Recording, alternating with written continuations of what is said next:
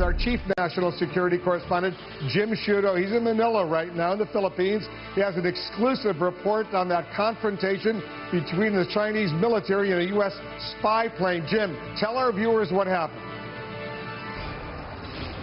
Wolf, it comes down to a fundamental, potentially dangerous disagreement. Though these islands are brand new, manufactured, in fact, China views them as sovereign territory. The U.S.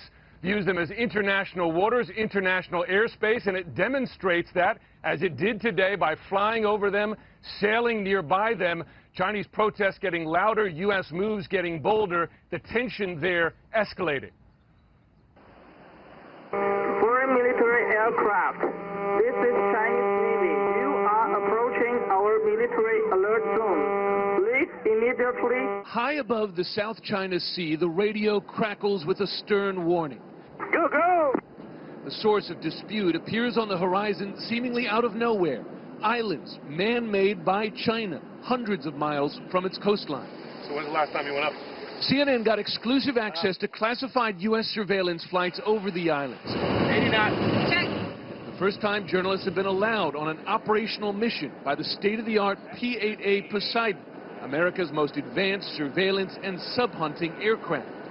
So we've just arrived on station now above the 3 islands that are the targets of today's mission. It's these 3 islands that have been the focus of China's building in the South China Sea over recent years. China's alarming creation of entirely new territory in the South China Sea is one part of a broader military push that some fear is to challenge U.S. dominance in the region. Sailing its first aircraft carrier, equipping its nuclear missiles with multiple warheads, developing missiles to destroy U.S. aircraft carriers, and now building military bases far from its shores. For the U.S., the islands are a step too far, and this flight is part of a new and bold American military response that may soon include sailing U.S. warships close by as well.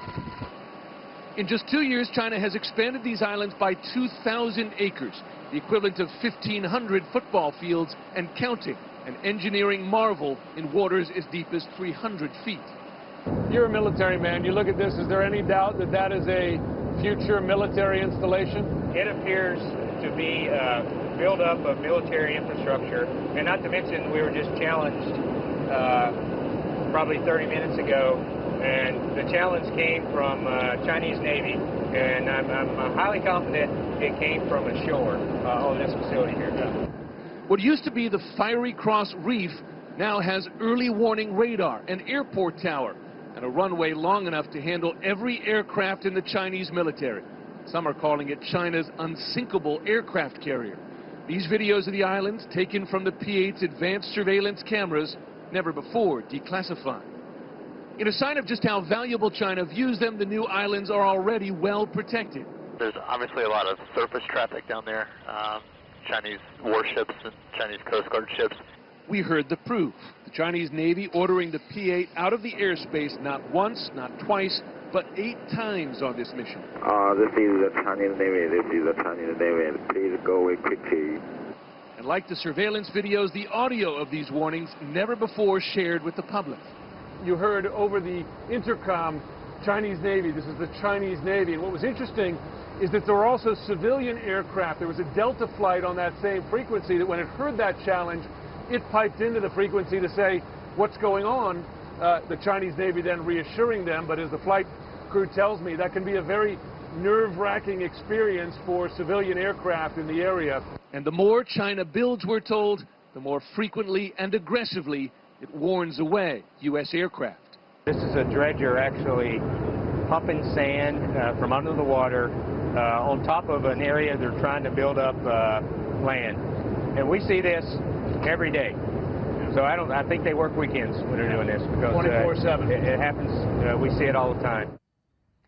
Looking at these islands, you see the landing strips, you see military barracks, you see roads being built, trucks driving on those roads, and squadrons of dredgers and cargo ships adding to them every day. I have to say, Wolf, as you see them, they look like very permanent installations. It's difficult to see how, even with increased U.S. military traffic in the area, how China backs down.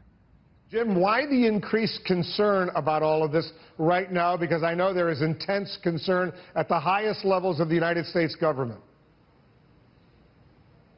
It's two things, Wolf. One, it is pace. Over the span of just 2 years, China has expanded the area of these islands from 5 acres to 2,000 acres, 400 times, and it's rising every day. We saw that today, but it is also this. It is the militarization of them, putting in landing craft that can carry the largest military aircraft in the Chinese arsenal, the early warning radar systems, deep water harbors that can accommodate Chinese Navy ships. It is that militarization that has the U.S. now considering a bolder military response. And when the Chinese military says to the American Poseidon, the crew up there, please go away quickly, what's the reaction from the crew inside that Poseidon surveillance plane? Well, they recite very calmly a script. They say that we see these as international waters, international airspace, and that the U.S. will continue peacefully. And I'll tell you, there was one instance there that when that American pilot delivered that message, I heard the frustration from the Chinese radio operator on the ground coming back simply saying, go, go, go away. You can hear the anger there. It's hard to see how this tension doesn't escalate going forward. Jim Sciutto with an exclusive report for us. Thanks very much. We're going to get reaction to that. That's coming. A new, blatant, and aggressive threat from Kim Jong-un. His forces will open fire on any South Korean ships moving into what he sees as North Korean waters. Tonight, South Korea, a U.S. ally, is angrily vowing retaliation. Threats like this from Pyongyang have kept America from being able to negotiate over Kim's nuclear weapons program, like it's trying to do with Iran.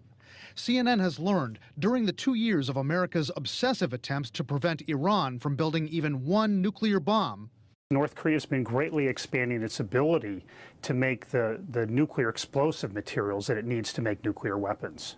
Former UN weapons inspector David Albright says in those 2 years, Kim Jong-un's regime has doubled the size of the enrichment plant at Yongbyon, which you can see in these satellite photos. Yongbyon is where experts say North Korea enriches uranium for nuclear bombs. And Albright says that's not all they've done. North Korea's been spending its own money to build up its nuclear weapons program, but it's also been shopping overseas to get the equipment that they need in order to build up their nuclear arsenal. Why hasn't the Obama administration pursued talks with Kim Jong-un's government as fervently as it has with Iran? White House and State Department officials tell CNN they're committed to drawing down Kim's nuclear weapons and are open to dialogue with Kim's government. But North Korea has to show a commitment, which it hasn't done yet. Analysts say there are other reasons. I think we have rapidly approached the point of no return over the past 5 years. This program has gained a lot of momentum over the past few years, and not much has been done to stop it. The result is ominous. Analysts say Kim's regime may well be able to fit nuclear warheads on missiles that can hit South Korea or Japan, and they're thought to be adding to their arsenal. North Korea could have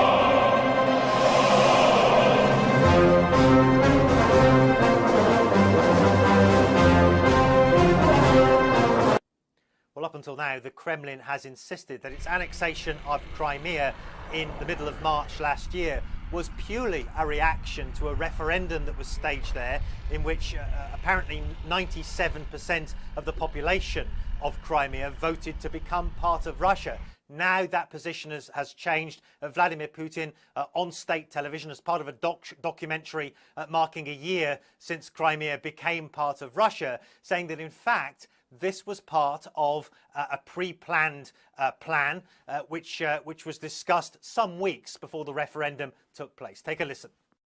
I called the leaders of the special services in the Ministry of Defense to the Kremlin, and I laid the task out before them to save the life of the president of Ukraine. Otherwise, they would have just destroyed him. We readied to take him straight out of Donetsk, by land, by sea, and by air. It was the night of the 22nd to the 23rd. I said to all colleagues, We have to start working on the return of Crimea to Russia. Well, Vladimir Putin there revealing also details of a plan to evacuate Viktor Yanukovych, the ousted president of Ukraine. Up until now, there had been no details about a special forces operation that had been set in motion to extract him.